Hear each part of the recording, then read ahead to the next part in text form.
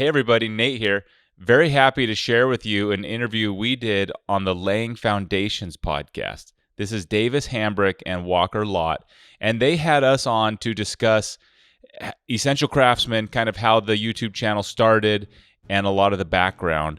We also talk about real estate and real estate investment. We talk about our careers in general, both my dad's and my own, and also some of the just general life skills that have been of use to us. So I think you'll really enjoy it. As usual, my dad is full of great insights and helpful little nuggets that I think you will appreciate. I hope you enjoy it. Thanks to these guys for having us on their show. It was we had a great time, and I'm very happy to share it with you.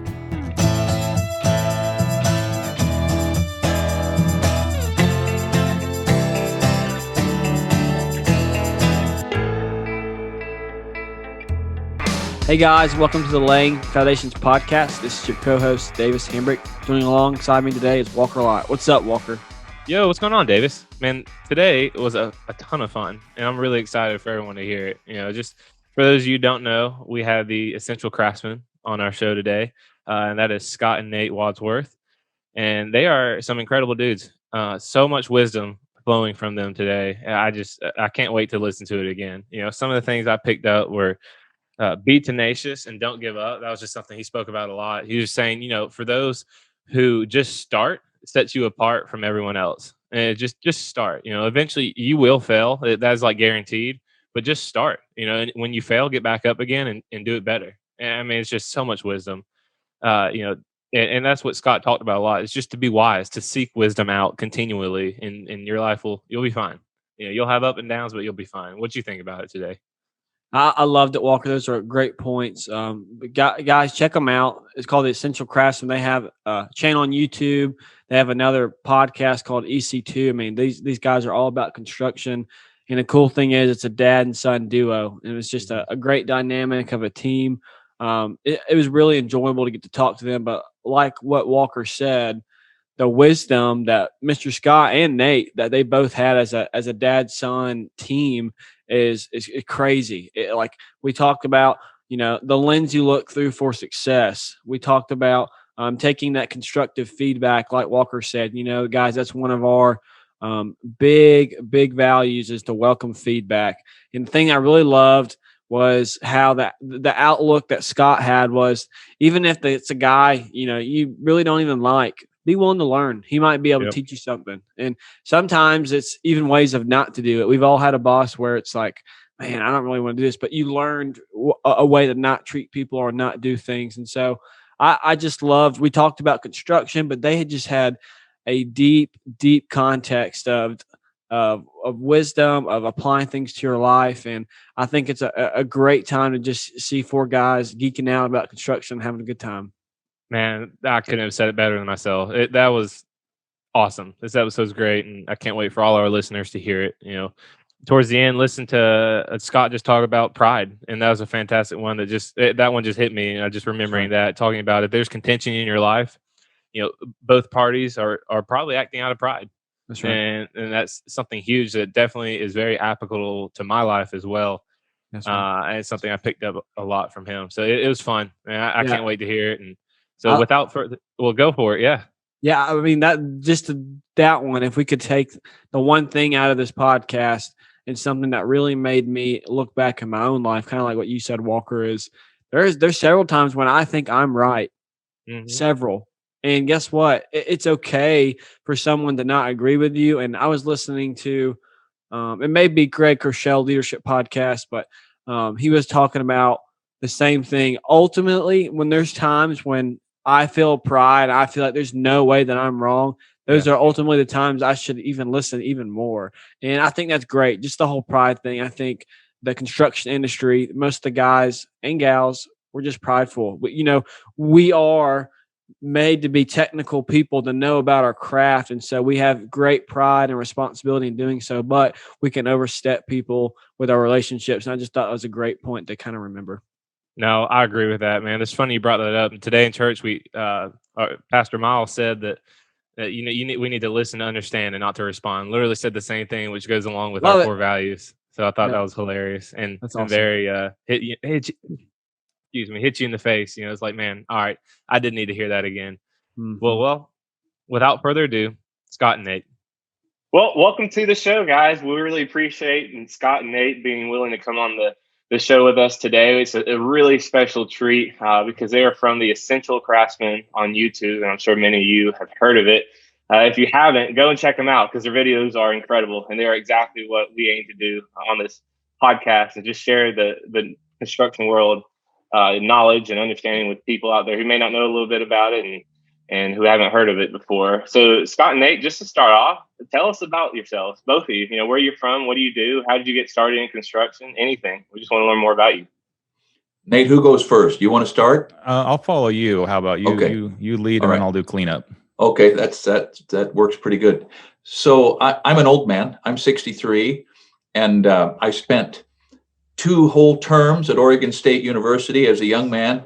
I thought I was going to be an engineer, but I was distracted by Dixieland jazz music. I played with a little band called the Jazz Miners, and we played for President Carter and booked a tour across the country. And I remember thinking the eminently practical thought that I don't need an education because I'm going to be a star. And so I quit school and played music until I got tired of that. And so I had always liked to build, forts and tree houses and boats as a kid. And so I thought, well, I'll just become a carpenter and build houses. And so I started that about the time that I got married to Kelly, my high school sweetheart. And I just started working for different guys. A big recession hit Roseburg. Unemployment was 23% in 1981, which was 3 years after I got married. Wow. So construction is so cyclical. It just is a series of booms and busts. That is the way it always has worked and always will work. And so Kelly and I moved to Wyoming, northwestern Wyoming, and I worked there for 5 years in the Powell, Cody area. Loved every day of it. It's a wonderful part of the world. And then that economy tanked about 5 years later. The local commodities went down there. And so then we moved to Las Vegas. So in Wyoming, I got a well-rounded custom home experience. I worked for a fellow that went from, dig the basement, pour the walls, right up through hang the doors and everything. So that was great. Wade Welch Construction. And then moved to Las Vegas, and I got a pretty wide construction experience there, everything from production, piecework framing to commercial work and layout and tilt-ups and small bridges and all kinds of stuff. And I ended up running a startup commercial concrete company for about 2 years, and then moved my family back to Oregon. Logged there again. I logged as a kid with my dad and for other logging operations. My dad was in the woods industry. Moved back to Oregon from Las Vegas, tired of construction. Dad and I logged for 2 or 3 years, and then I could see the handwriting on the wall there. That just wasn't going to work. And so I got my Oregon general contractor's license, and I've been a small general contractor here ever since, until YouTube came along. And that is Nate's conversation. There you go. Well, my background's a little shorter. I graduated college in 2009, and in 2011, I quit the accounting job I had for a couple of years because real estate prices were so low. It was kind of an obvious opportunity, and so I spent the next 9 years buying and selling and doing kind of small rehabs on my own real estate deals. And then in 2017, I guess, or 16 maybe, I had a deal that was kind of my biggest deal that was very slow. It was a slow approval process. I had a lot of extra time in the day, so we started making YouTube videos, which kept me busy while my little development was pushing through, and that is what allowed us to build our YouTube channel. We kind of both were able to dedicate the appropriate time to grow it, and at this point, it's what I'm doing with my full-time energy as well. And basically, if our YouTube channel tells a story, of course, you can go back and watch our first videos from then to now, and there's several projects started there we may talk about, but that's kind of where we're at this moment. Yeah, I think that's awesome, guys. I appreciate y'all both being willing to open up and share there. One of my first few things that I thought was pretty cool about Mr. Scott, I didn't know that you were in a jazz band. You got to play for President Carter. Tell me about that. Yeah, so I'm in high school here in Glide, Oregon, and there was a local guy who he owned a small general store. His name was Neil Hart, and he was also a carpenter. And I can remember going into his general store, and he would be quizzing kids about their algebra problems. He was just a remarkable mentor for a lot of guys, Hmm. and he ended up showing me how to use a framing square, explaining to me how to cut stairs. He Wow. just was a big impact on me. But earlier, when I was in high school, he was talking to my mom, who was a very accomplished pianist, and said, Lorraine, there's a kids band up in Eugene, 80 miles north, and they're looking for a trombone player, and I think Scott should try it. And this was under the auspices of the Traditional Jazz Society of Oregon. And Rusty Stiers had put together a kids band. And when I started with them, the youngest was 13, the oldest was 17, and I was 16. And they were essentially unsponsored. We were essentially unsponsored.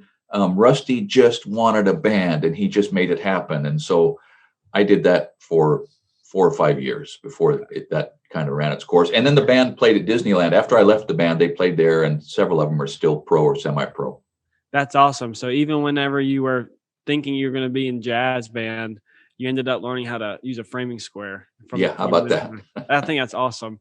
And guys, I want to ask y'all, what was it like for both of y'all's perspectives? Mr. Scott and Nate, I would like for both of y'all to chime in on this. Scott, when was the first time you remember having Nate around while you were growing up in construction? And Nate, what was your perspective of that? What was the first time you were around your dad getting involved in construction? Boy, you went right to the sore subject. There you go. Nate started going with me and cleaning up and sweeping and carrying boards and stuff. What, like when we moved, you helped with the houses probably that we built in Las Vegas. Do you remember As much as a kid can, yeah. As much as a kid could, yeah. Because we moved to Oregon when you were in 6th grade, 7th grade. Mm-hmm. Yeah. And then, when I was on my own logging at first, there wasn't much for him to help with, but there was he helped me a lot, and my next boy did too. But I made the decision not to turn my boys into carpenters because I saw that as having sort of sold myself short. I saw myself as I should have stayed in school.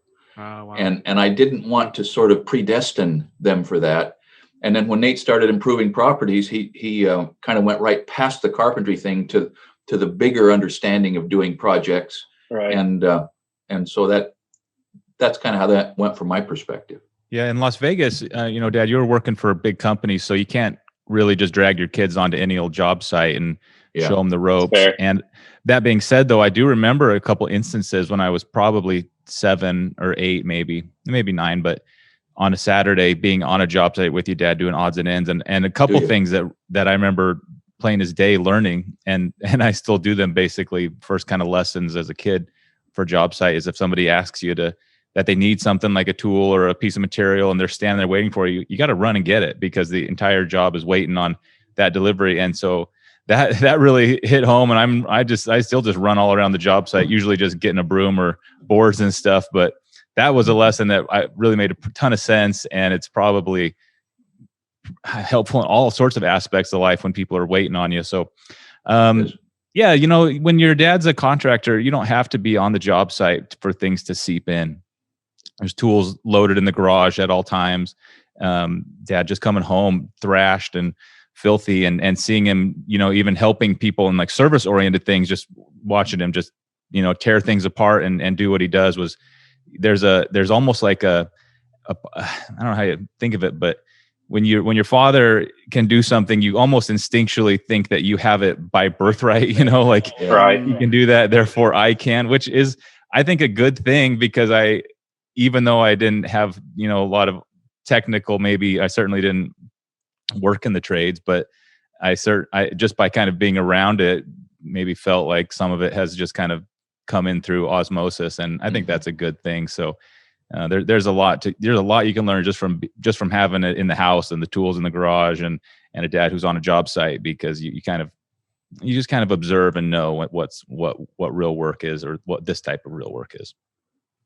Yeah, I have a ton of questions for both of y'all coming off of that. I mean, even going along with you talking about being with your dad and just learning. It's like, yeah, I can easily do this. I'm going to butcher it, but it's like you think either you can or you can't. It's like whatever you think, there you will be, or something like that. And it's like, if you think you can, you might as well just go do it.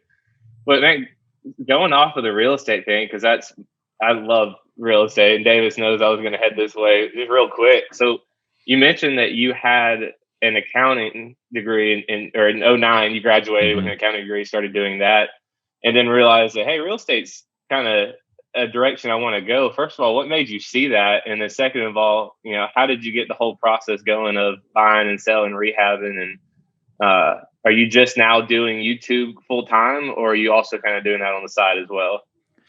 Well, maybe like you, I had always been interested in real estate. I remember the first time I learned you could own it, a neighbor kid was telling me how a square foot of land in this desert we were playing in Vegas cost $1,000. And I thought about it for weeks. Like 1 square foot costs $1,000. I never did the math to see if that's right or not. But I remember from that moment on, just kind of learning like, oh, you can own this. And I was also my whole life kind of interested in buying good deals on things. So garage sale. Right. And anytime I sensed I was buying something at a good deal, that like was really exciting. And so I kind of put these two things together at a young age. Like, wow, what if you could get a good deal on something really expensive? Like a piece of real estate was the most expensive thing I could imagine when I was a kid. And maybe it is, but so I had always wanted to do real estate as well. And in terms of how I got in, to be honest, it was kind of dumb luck, because you didn't have to be a genius in 2011 to know that real estate prices were low. That's fair. It was the lowest they had ever been, at least in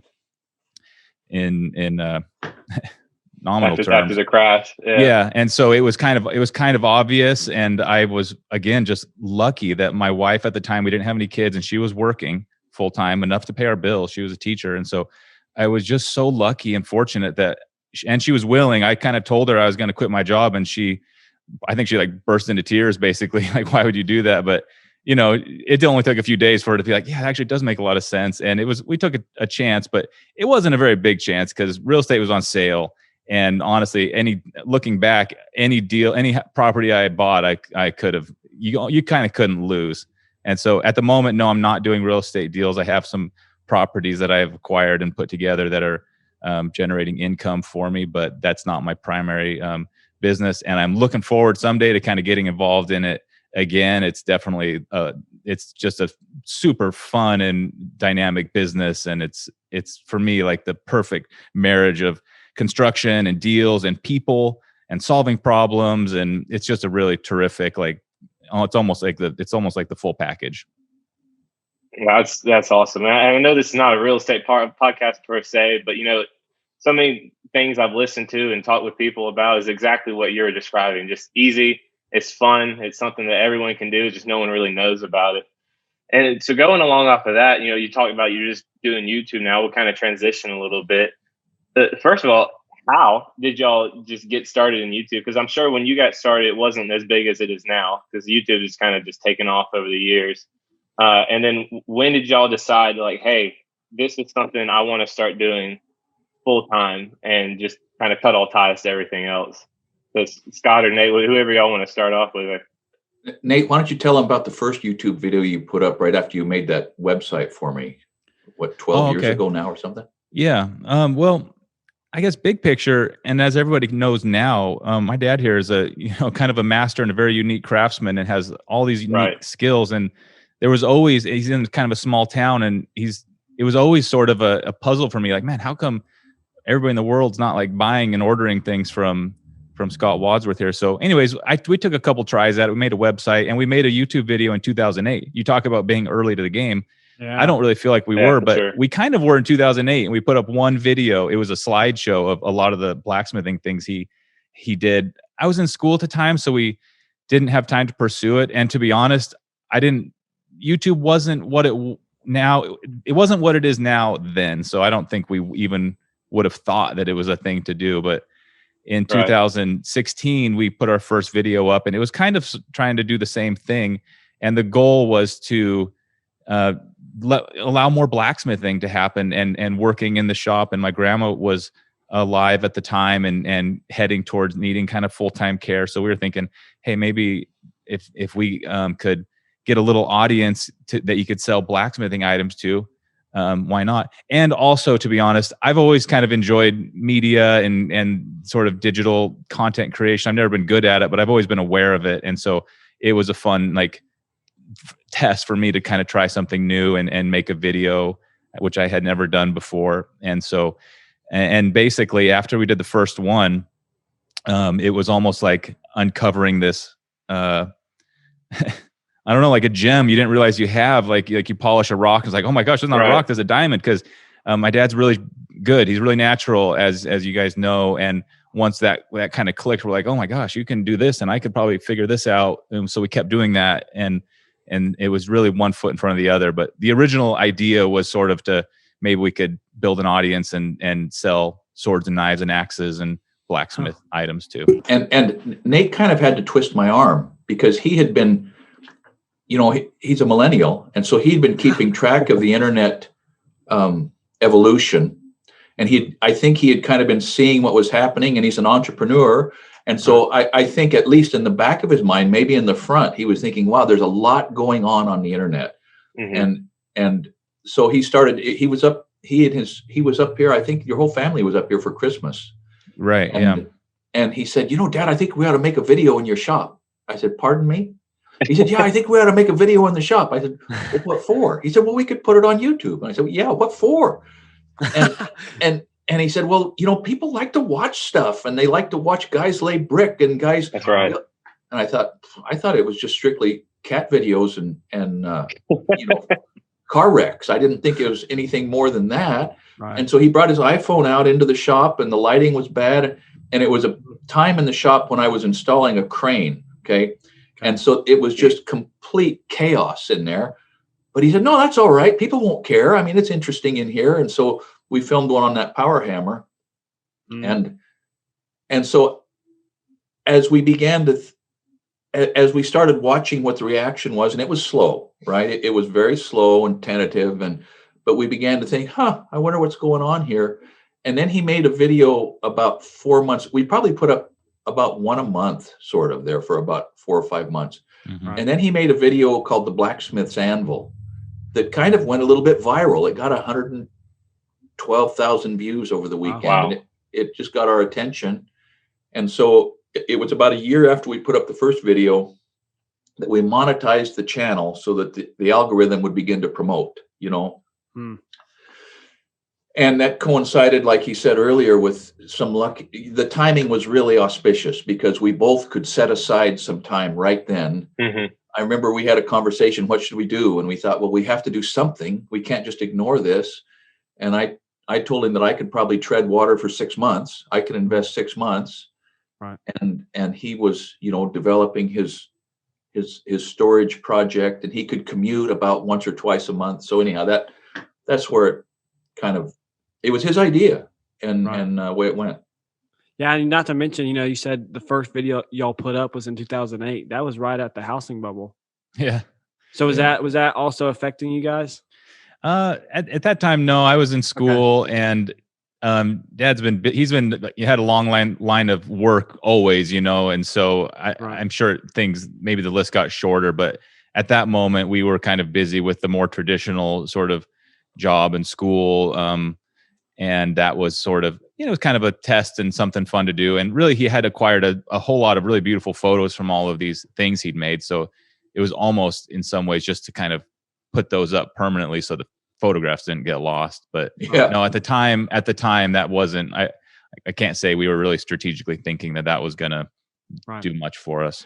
No, I remember though that 2008, 2009, it did knock the props out from underneath me. I thought I was going to do some property development and a small general contractor in Oregon. And like Nick said, I always had people that wanted work done, but the phone calls started really slowing up, and I was getting kind of sweaty, the properties I had bought, I wasn't quite underwater, but I only had about, that much clearance, and it was really funny. I had just gone into escrow on a sale of these properties when it happened, so that was a jumping in a bathtub of ice water. So keep that in mind with property development. That's okay. Right. It can eat your lunch. Yeah. Up and down. It is. Yeah. But, so that 2008 thing was it was a marketing test. But when 2016 came along, it was completely different, and although Nate's exactly right, my mom was failing. I had an obligation to take care of her. It was going to restrict my ability to go out and do additions and remodels and be away from where mom was. And so he was kind of trying to generate a little more of an awareness of the blacksmithing thing as a reliable revenue stream when I couldn't go out and take the construction jobs for a while. Right. And I would imagine when y'all first started this, you would have never thought today, we would have, 2 YouTube channels, a podcast, and that would be what the main thing y'all are going towards. I don't know. Have y'all ever heard of John Maxwell? No. He's a leadership guy. And what it made me think of when Walker and I first started this, I had to really grasp this concept of, trying to figure out where you want to go. It's hard to find out in the future, but to get there, you have to have consistency. And so he talks about how it's a whole lot easier the day you stop having consistency, you fall down that hill. But every day that you're slowly growing, it's like an incline. So it takes just each day, it takes a little bit of time, But the day you stop, you fall. And so gradually over time, since 2008, you guys have just been consistent with putting out these videos. And now, where you guys are at now, I think that's really cool. And, that's just my little Yeah, I love it. Thank you. Yeah. Man. When did you get to the point in your YouTube career that you decided, hey, this is something that we want to start doing full time? Was it one video that just absolutely took off, or was it just kind of a gradual sort of playing with it a little bit, saying, maybe we could do it, but it's not really sure yet? So my memory of that is exactly 1 year after we put up the first Essential Craftsman YouTube video. We put that up in January of 2016. Exactly 1 year later, we had 17,000 subscribers. And Nate had strategically been putting off monetizing the channel. He had what I think has been maybe our most important insight at the beginning, to not worry about growth, but just worry about making the best videos we can. That's right. Right. So 1 year later was when we had the conversation about, okay, it looks like we have to do this. So that was January of 2017. At least that's the way I remember it, Nate. Is that the way it went down? And it's kind of like what you mentioned, Davis, although a little different, about putting one foot in front of the other, because to be honest, there wasn't like a moment that, you were now officially full-time. In fact, even right now today, we are in the completion phase of a project we started years ago. And so it's almost like, I don't know, the journey has led us here, but there wasn't necessarily one moment where we're going to build an online business. This is our goal. It was more like, we're going to make these videos and then see what happens. And then we start the house project, really like, let's build a house and make videos about it. There was never a time, we never had a chance to stop making videos. It's like when you start something, you got to finish it. And so in some ways, that's kind of the story of Essential Craftsman, because we started these things and we need to finish them. And so, that being said, there was definitely a moment. I remember we had several phone calls at the beginning of 2017, because I was already, my business, my real estate development was kind of on the side. It was on the back burner, going through permitting and engineering and stuff. But my dad had to basically stop taking clients, so I didn't have to like cut the cord or pull the plug on a business that I had built up, and he did. So for him, that probably was much more of like a cold, jumping in a cold bath of water, because it takes a lot of time to make these videos. You almost wouldn't believe it. It's almost embarrassing how long it takes to put these things together. And we needed both of our full time to do it. So we were lucky to be in that time in our businesses where we could do that. Fortunately, the growth we saw over the first year was pretty predictable, and it had been predictable over a year. And then throughout 2017, it was kind of following that same trend. And so we were kind of able to do the math and say, okay, it's safe to assume we could probably keep growing at this level. And if we do, the income from all the different parts of YouTube should grow at the same rate. And that's kind of proven to be true. So we had a little bit of foresight just from the couple years of growth that we felt like we could predict with reasonable accuracy that there would be something there, even though it did take a couple years that was really paying the bills, but we had reason to believe it would get us there. I also felt, especially me, I mean, so Nate's right in the middle now of his prime entrepreneurial part of his life, right? Mm-hmm. And I was at the end of the prime entrepreneurial part of my life. I mean, the candle was pretty well burnt up. Huh. And so for me, at least, it was, look, it would be crazy for me not to try this, because like you said, the trend was positive. The signs were auspicious. I was not getting any younger. I had kind of pigeonholed myself here in Southern Oregon as far as what I do and what I was comfortable doing. And so there was no reason to think that I was going to suddenly invent another wheel. Right. And so even though I had arguably more to lose, I also had arguably more to gain, sort of, for the last, decade or two of my ride. And so that all kind of added up. So I wanted to back up and talk about the idea of continuing steadily up the incline of consistency and habits. I've heard about and read about something called convergence. And that is, at a particular time in your life, the different skills and aptitudes and relationships and charge accounts and educate, everything can kind of converge. And we had that in spades. I guess have right now that in spades with Nate's skill set and my skill set and this window of time with YouTube. It does seem like the classic sort of textbook idea of convergence. Right. And then another thing that I'd be interested in your questions on or observations about is that the comment about if you stop on that incline, you slide back. There's no stasis. There is no stasis anywhere in life. And I have learned now that if you rest, you rust. My concrete stakes are rusted. Good. Okay. Yeah. And they didn't have rust on them since I bought them. Since I bought those square stakes, they never had enough rust to even talk about. And I'm the same way. I'm losing my calluses on my hands. Okay, I'm not bragging about that. Right. And I was up yesterday logging with Cy Swan, gathering up those oak logs that I cut down a few months ago for another content stream. And I exhausted myself doing what 5 years ago would have just been a hard day, That's cool. So it's very interesting that you can't stop on that incline. Well, I think it's so cool. Nate kind of talked about it's what y'all did was literally the entrepreneurial spirit. You kind of just start something. You don't really know where you're going. You have to find out what you're going to do. And then, excuse me, Scott, you have your experiences and y'all are literally bringing that to life with a YouTube video. And that's the convergence y'all are talking about. And that's really where I wanted to go next was on our last podcast that we're actually going to put out this Monday. Walker and I talked about how there's a correlation between knowledge and time. And for you, Mr. Scott, as you said, you're not a young man. And so you've been around construction a whole lot. And so your experiences of going from working and doing finished carpentry to doing concrete, then logging, and now you're doing your own kind of your small custom home business. All these experiences you've had have given you great knowledge. And I mean, that's the essential craftsman. So from your perspective, what would you tell someone, or what are some qualities that you would tell someone to have if they want to be knowledgeable in our industry? Okay, so what I'm going to say next is going to sound like nonsense to a certain portion of your audience. Okay, but you've got to learn to read. And when I say learn to read, you have to learn to read with the intention of learning something. And I'm not just talking about technical manuals. I'm not talking about fine home building. I'm not talking about, concrete references.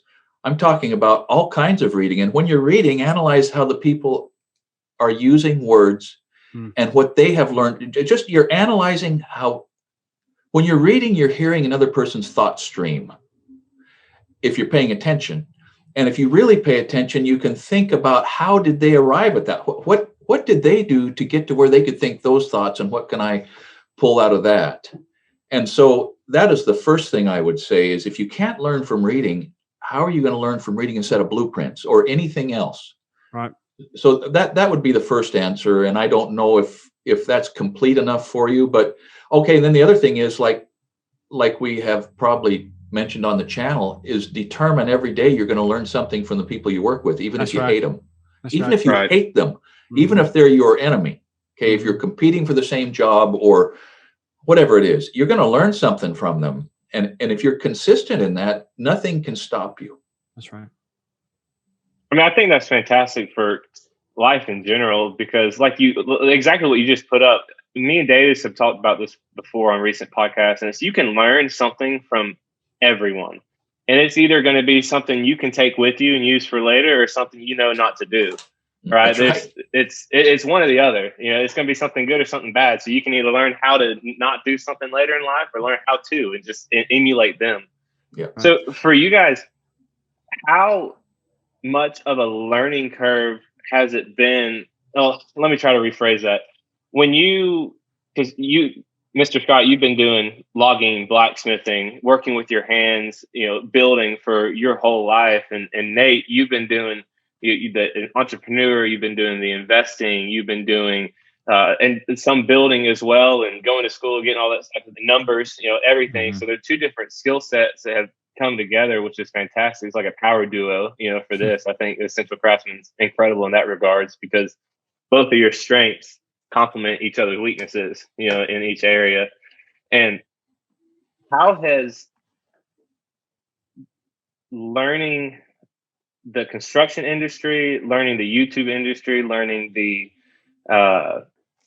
housing industry, how has that curve been to y'all? The more that I'm trying to word it the right way. The more that you dove into, like, every day, like having to create a video, having to learn how to create videos. Nate, you were talking about, like, you had no idea how to edit a video, how to do something, or, but you went out there and did it, because part of the entrepreneurial spirit is just doing it. Most people fail because they don't start. And it's like, that's a thing that I've seen a lot of people. Everyone has ideas, they don't do it. And Mr. Scott, you just went from blacksmithing or from logging to saying, I don't really want to do this anymore. I'm going to go build a house. I might have never built a house before in my life, but I'm just going to try it. So really my question is just speak on your experience of maybe not knowing what you're going to do next, but just going out there and start. And how did just starting something shape your next steps into getting to where you are today? Nate, you want to go first? Yeah. Well, I don't know how this will answer your question precisely, but it comes to mind, and that is, I was born in 1982, which makes me one of the oldest millennials. And when I was a kid, well, I should say I kind of came of age, in high school when computers were around, in middle school, but they were so terrible. And same with the internet. In high school, we had a computer class, and it had to have been one of the first times, high schools were getting kids on internet, and it was terrible. And I really got this, you almost had to learn how to, like, force the computer to do what you wanted to do. And, like, so much troubleshooting and problem solving. And, like, now these computers and all these tools are really intuitive, but man, they were terrible. Then you're constantly, like, rebooting it and control delete. And so I think that I kind of got this, like, not a skill, but just, like, out of necessity of, like, forcing things to, like, go, I know this will fit if I just, maybe I'll try this, and just, like, kind of figuring out, like, whatever the problem is, if you just kind of, like, keep messing with it enough, you can kind of jam it in place, sort of. And to some extent, that sort of skill that I feel like I developed because of these terrible computers, and who knows what other part of my life, but has really helped me in all of the other businesses I've been involved in, whether it's a remodel or a type of construction that I know nothing about, but for whatever reason, I've never really been too terrified to not only do it, but maybe buy the property, and really risk a lot of money and a lot of financial harm if it goes wrong, because I have had this, like, idea that we'll figure it out. And nowadays with the internet, my dad mentioned how important reading is, and it really is, but, kind of related, having the skills to, use Google properly and just dig deep and just know it's on there, get the information you need, or find the person and just really get in there and figure it out, is a really useful skill that's been very, very helpful for me all through my real estate business. The storage business that I developed was a total street fight, and the only reason it got through is because I have this, like, stubborn insistence that I could probably figure out a way to do this. And the video production and all that has been kind of the same story, that all these cameras I got, it's just been a struggle to figure everyone out, but by just kind of sticking with it, we've been able to. We put out a lot of videos that were pretty bad, in terms of video and audio and all sorts of things, but we never let that stop us from actually putting them up and getting on to the next one. So Right. I would say for me, being, not being too scared of trying something new, not being too scared or understanding how to find the answers to the problems that you might be having has even then when I was in school was a struggle and I had to just battle through it. And I think that it's really helped me to have a mindset that kind of whatever problem I square up to, I could probably solve. Now I have a lot of like really great resources. Obviously my dad, not everybody has a dad who can give them the answers they're looking for with a phone call. And I've got a great wife. And so I'm extremely blessed. And I'm not saying that I myself have solved all these problems, but the point remains that if you kind of just are a little tenacious about it, you can, and don't give up, you can usually find opportunities and solutions that don't present themselves immediately. Yeah. So that was really important. That's an important that's a nice short story for how to get a toehold in this 21st century, right? That really is. And he is good at that, at solving the problems that on a computer, I would just solve it with a 6-pound single jack. Okay. I just hate it, but he just keeps pecking around the edges and try this and try this. And as I'm listening to him talk about that, I realized that was useful for me in the blue collar sort of mechanical world. So I've always been kind of discontented if I didn't know why something worked. I would be a little bit irritated and a little bit annoyed, and I just didn't like not knowing how something worked. I think I probably would have been a good engineer for that reason.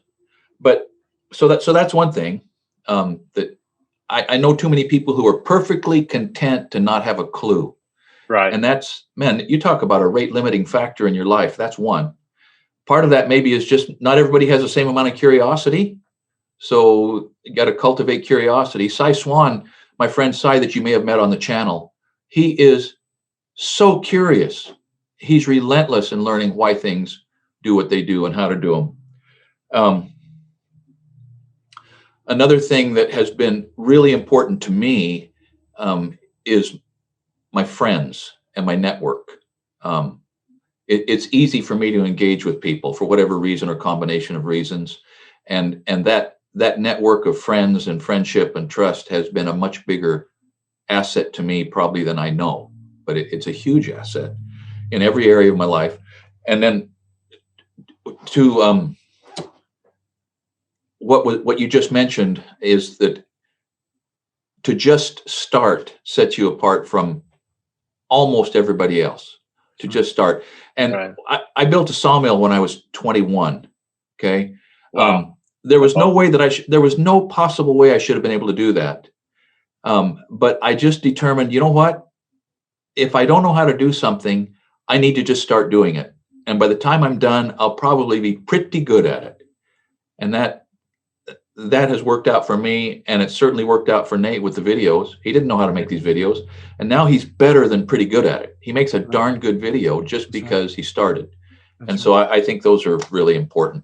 Yeah, I love that. Mr. Scott, you touched on the relationship side. I heard someone tell me this before, just kind of opening up to y'all. I was very, I'm 24, so I can't say it was too long ago, but in my last teens, almost 20, I was on these internships. I was hothead, was not doing well, particularly in my opinion. And someone told me, you're only going to get as far as you can with relationships, Davis. So every time that you talk to someone, you're mad about something and you're ticked off because they did something wrong, you're not going to get very far in life. So you got to be more approachable. So when you talk about relationships, that's a huge side. I love that, the networking and being able to talk to people. But then I really love, Nate, what you said. Kind of the feedback that I wrote down was you did the research to figure it out, and then you were kind of fearless. And I summed that up and wrote grit. We've had a few guys that have come on and talk about the quality that they most want out of someone that's younger, if they're going to learn from them in construction, or if the older guy can teach the younger guys to have grit. Because if you keep coming back, you keep pursuing, you keep trying, even when you don't feel like it, like Mr. Scott said, even if it's your enemy and you're still going to go learn from them and you keep pursuing them, that's what it's all about. And, you'll get to where you want to be one day. And If I can kind of transition just really quickly, I would like to talk about, we'd be remiss if we didn't talk about construction and actually kind of dive in a little bit. And Mr. Scott, like you said, you grew up in the trades, and that's one of the premise ideas I had of developing this podcast was, I saw in the commercial world when I went on these internships how people maybe look down on some of the tradespeople, and how now even in most of the schools, there are a few, but most of the schools kind of tailor down on, wood shop or going to have a mechanic class or getting involved in that while you're in high school. And I just kind of wanted to talk about, what was that made you want to work in the trades, and how has it been for you? Obviously, we've talked about that a little bit, but just talk more about that, your experience of growing up from the trades. So I didn't exactly grow up in the trades. My dad wasn't. My dad was a logger and worked in a mill and then drove trucks. But I perceived that he respected and saw value in trades. And so, we are drawn to kind of do what it is that we see our fathers placing value on. Okay, so I think that was something for me. But I did grow up in a blue collar, hard work. And like Nate said, if someone's waiting on you, you run to get the job done. And that's even more true when it's a machine. If there's a machine waiting on the ground man, growing up logging, you learn to just race because the machine's worth more than you are. And if you're slow and the machine's waiting, it costs everybody money. So that the first thing that I learned, and that Nate really learned as a kid, was to work. And work takes grit. Yep. Work requires that you learn to accept a certain level of pain, because work is pain. Everything about work is painful, even if it's just at the level of keeping you from doing something you'd rather be doing. There's an element of pain with that. So you have to become hungry for the work, and at a certain level, you have to become hungry for some pain to sort of pit yourself against, right? So the one piece of advice for every young person is you've got to learn to do the hard thing. Like right in this moment, maybe the hard thing is just shutting off the video game. Maybe that's the hard thing.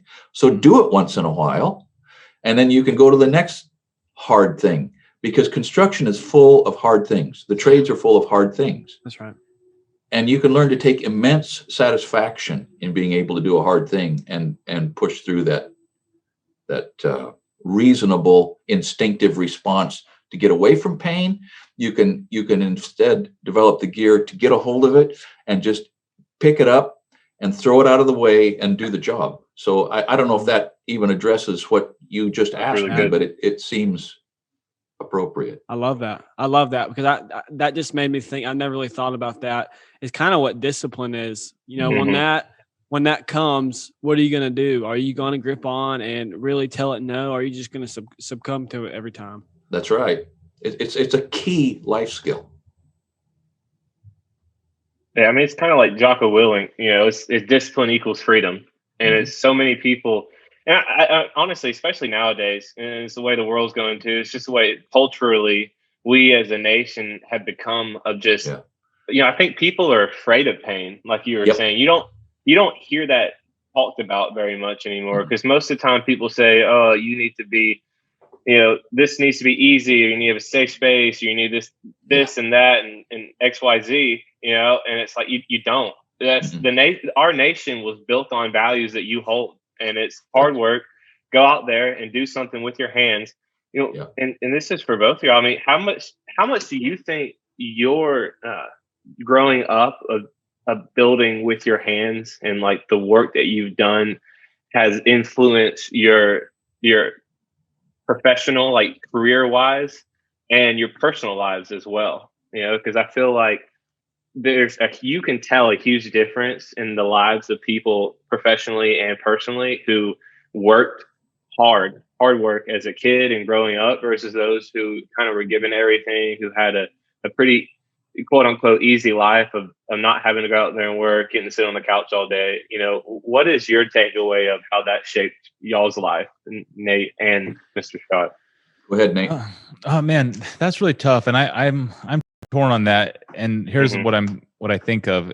Sometimes I feel like first of all, I really like working, and I really like doing the dirty work, digging and gluing pipes and whatever the like kind of tradesman level, even like the grunt level, I just like working. And I know that has like in some cases held me back from success, because I find myself often, especially in my real estate business, doing the job that I could have hired somebody to do for $15 an hour. And that it took me years until my wife finally is like, you got to stop, just pay somebody else. And that's still really hard, because I just like doing it. I like kind of being there. Like right now, I'm like gluing the last piece of the septic together. And that's to somebody, it's like a division of labor is a real thing. And I shouldn't do every single thing. So I'm torn, because I like doing it. And I do know a lot of really successful people. And I know one of the reasons one thing that a lot of them have in common is they would never dream of like doing that type of menial task, because they know that their time is worth more at their computer doing whatever thing. So I only say that because I still choose to and enjoy, and I spend an enormous amount of time doing the work because I enjoy it. And if you are thinking about the point of life is to have satisfaction and be proud of yourself and have a good family, and to me, it's worth the trade-off. Maybe I could be more successful if I was simply just, maybe if we put out 5 EC videos a week instead of 2, and I didn't spend my time like digging holes. But I don't know how to answer your question. I really like working. I guess maybe I'll sum it up this way. And this goes to the last question that you guys were talking about, which is, I love working and doing things, especially when I'm learning something new, even if it is very low level kind of grunt. But if there's someone else who's more expert at that, I really love doing that. I've never been in a job doing really brutal work for years where you kind of learned it all the first year, and then you spent several more years just doing the grunt, not learning something. That would be a really tough situation. And I got to advise anybody in that situation, shake it up, get another job, go find somewhere else so you can learn something new, separate from working hard. Work hard, that's great, but gosh, you got to be learning something new. And then at least for us, by having done that, we've both learned lots of different types of things. Who would have guessed? But as it turned out, we have just enough types of different knowledge to make it work in this YouTube world at the moment. And that is only because we've probably both learned lots of different things from lots of different people and places and professions and relationships. And so I would just echo that on learning, whatever you're doing, learn. And then second of all, like I said, I do choose to work still, even grunt work, because I do like it. And is it more valuable for me to do something else? I don't know. Maybe it's almost like you got to have a hobby. So it's nice to be able to even treat it like that. Like the weekend warriors, they got a great way to live. They can do work and not have to do it under somebody's thumb. So I kind of put myself there, I guess. So there's a ton of philosophy in this, right? I mean, and the elephant in the room is, and Nate and I talk about this, is what do we mean if we talk about success? I mean, what an ambiguous term that is. That's really good. Yeah. And the short and easy and incomplete answer is money. But if you don't have money, you're not successful, right? I mean, you hear lots of people talk about, the joys of a simple lifestyle. Yeah, that works just really great until you can't pay your mortgage payment. Okay. And then those joys are gone. Yeah. So it's just establishing that probably most people can agree that there's got to be a certain base level income, and something better than a base level income is more successful. Okay. But it's really easy to take that definition too far. Right. And then step past the things that Nate was just talking about the satisfaction that comes in doing something with your hands. Right. The satisfaction that comes from realizing, I'm a little tougher than I used to be. And not only that, but my kids are learning to be tough. Because that whole concept of grit, if you don't learn some grit by the time you're about 12, man, it becomes a hard thing to learn. That's right. And it's very likely that I should lower that number and say, if you haven't learned some grit by the time you're 8, it's a hard thing to learn. That's good. Along with a lot of other disciplines, right? Lots of stuff has to be in place by the time you're, not too old. Right. And it seems like, and so I could rant for way too long about our culture and the negative aspects of what our culture is becoming. Oh yeah, I'm with you. But we've begun to think that if it's not easy, it's not good. Right. And what a handicap that is. we've begun to think that if it's not safe, it's not good. There's another handicap. I mean, Alex Honnold, you guys know who Alex Honnold is? He's the guy that climbed El Cap. It's El Cap, right, Nate? Okay, Yeah. yeah. Oh, okay. I just watched that documentary. Yeah. Free solo. Yes. Free stinking That solo. was incredible. That is incredible. It is. And safe is the last word you could use to describe that. That's right. For sure. Now, I've been critical of that guy because there are young people who watch that and think, man, I can do that. And somebody's going to climb up there and get hurt. All right. But doggone it. There has to be space. I mean, that's why extreme sports are so popular in our culture, right? It's because we see people doing things that we wouldn't have nerve to do, even at a much lesser level. I mean, there's got to be space to exercise little courage if you're going to be successful. That's so good. So what else? Oh, comfort. If it's not comfortable, it's not good. Yeah, but comfort is just the flip side of complacency, right? It's two sides of the same darn coin. And so I don't know how to help all of us as a people recognize that we're living in a new time, and more people are comfortable and more people are safe and more people are healthy and more people are living longer than ever before. Right. And we're getting ready to tear that apart because we're letting some of the things we've had a chance to develop rise to the level of virtues, when they're not just virtue, they're just maybe pragmatic or reasonable, but it's not a virtue to be safe. Okay. But it's good to be safe. But I don't know. I'm a little wacko on these things, but they're all tied into what it means to be successul. No, I agree with you. I like it too. And Mr. Scott, I remember you've talked about, it's kind of like calculated risks too. You know, to build a house on your own, that's calculated risk. And sure, it's not all safe, but yeah, it's safe. You know, it's just how you look at it. And it made me think of is when you started thinking about success, I said, well, it's kind of like the lens you look through it on. I mean, if you look at the lens of it's just money, then if you don't have any money, then you're going to say you're not successful. But if you look at it from a lens of maybe, you know, you value your family and your relationships and you have a lot of relationships, and hey, you're successful. And so it really does go down to the lens of how you look for success. And I kind of wanted to go back a little bit. You talked about wanting to be able to learn from someone. And one of our values that Walker and I have for this podcast is to welcome feedback. And, you know, I can think of so many times in my life, what I was talking about earlier, where I wouldn't do that. But now you think for a second to welcome feedback, even when, you know, you're not doing something right or doing something good. And if I can just find it real quick, there's a saying that I looked up the other day and I was reading it, and it's Proverbs 13:10, where there is strife, there is pride, but wisdom is found in those who take advice. And I hear that and I think about, you know, welcoming feedback and having accountability. It's a good thing. It's a good thing for someone to tell you, you know, you're not doing that right. Come learn from me. Or that's stupid. Come on, come back to me. What do you guys think about that? I think that's the most important concept. I think that if we can't make ourselves vulnerable enough to learn, if we're not open to constructive criticism, then just start digging the hole. Benjamin Franklin said that most people die at about age 23 and don't have the decency to lay down and be buried until they're about 70. And that's what you're talking about is if we're unwilling to learn, then why would we think we should keep breathing, right? And you just identified something hugely important from my perspective. Nate, what about you?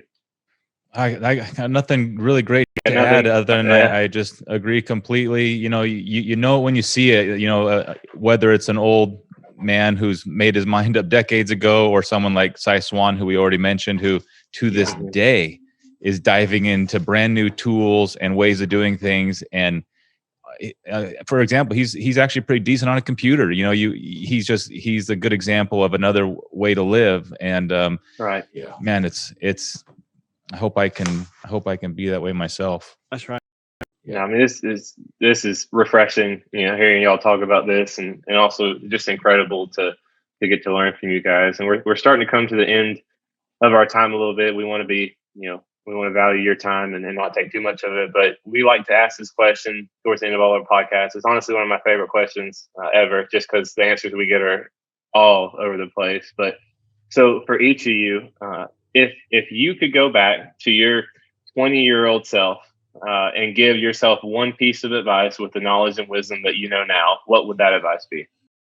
I'm fortunate that I haven't made very many huge blunders. So for me, the advice that comes to mind, and maybe it would change if I thought about it longer. I know that I was, and maybe I am still impatient with almost my life in general. I remember when I was 23, or no, I was probably 26. I was like coming to the end of college, and I kind of realized I didn't actually learn very much. And I did learn about accounting and stuff, but I kind of realized like, oh man, I don't know. So I bought some books about things that I was interested in, and I kind of realized, and reading those like self-help kind of books, I almost instantly became impatient. Like I need to have this wealth or this career, or this family I feel that right now. And I was 25, and I remember really thinking like, oh, what the heck? I've been working pretty hard. I was paying for my school and yada, yada. And even now, as I'm hearing myself say this, I'm reminding myself that you got to be patient for the things in your life that you want. And I know when I was younger, I was a little impatient with certain things that I felt like I was ready for right at that moment. Looking back, I'm kind of glad they rolled out just the way they did, but I think I might have tortured myself a little bit unnecessarily by feeling like I was either entitled or deserving, or, life was unfair, that certain things weren't happening to me that I felt like they should have. And looking back, that was just being in my 20s, and now I'm in my 30s. I'll turn 40 next year. So I'm kind of coming up to the next milestone. And I have a feeling when I look back, I still haven't cracked that code, but that's the first thing that comes to mind. It's really good. Well, I have the advantage now of waiting till the end of the conversation to say something, right? And so that's one thing that we all need to learn, right? Is just to kind of keep our powder dry. But so I've got several things here. And I think the first one would be if my 1-year-old self could have realized the way my 63-year-old self realizes how short life is, and how the moments just disappear and that you don't remember them. And so all three of you guys need to realize this too. You won't remember these things. They just blur into the past, and you'll have to see a photograph to remember it. And it is almost as if they didn't happen. Okay, so try to keep track of that. The corollary to that is your kids are going to grow way faster than you think they are. And they'll just come a moment when they're all grown up and you have no idea how it came so quickly. Quote out of Proverbs that you busted out on us, Davis, is so powerful, that strife is always a product of pride. And if there is strife in your life, there's another place in Proverbs where it says that contention cometh only by pride. And so if you've got contention in your life, it's because both parties are acting out of pride. Both parties are acting out of pride. I wish I would have recognized that way sooner. Now, a 1-year-old, probably not, but really at some point, at some point, it's powerful to recognize that. Everything, Paul wasn't kidding when he said all things work together for good unto them that love the Lord. He wasn't kidding. And it's hard to believe that. My mom she drummed on that so hard. We all got so sick of hearing it, but she was right. And I guess the other one would have been at age 1 or 2, if someone could have helped me understand that there's an old man in my future that is going to really wish that you would be wise every chance you get. Seek wisdom, just seek it as hard as you can. And it's not the same thing as knowledge. That's right. So that's a much longer answer. That's a much longer answer than what your question probably supported, but there you have it. No. I love it. You could keep on going. That's my favorite question to ask, just because you get so many different people with so many different backgrounds, because like we said earlier, you can learn from everyone. And we have learned so much from you guys just being in this short time. We had a guy on our last podcast talk about, and the way that he answered it was completely different. And he said that he would just go back and tell his 20-year-old self that, hey man, you're doing a good job. Just keep going. Just encourage himself more. He's like, you face some things in your life, but you've ended up where you are now, and just keep it up. I was like, man, that's a different answer we've had before. It's like, it's cool. Yeah. And it's everyone has something to share, but I wish we could keep on going forever, but thank you guys so much for being on here today. I mean, seriously, it's been an incredible opportunity.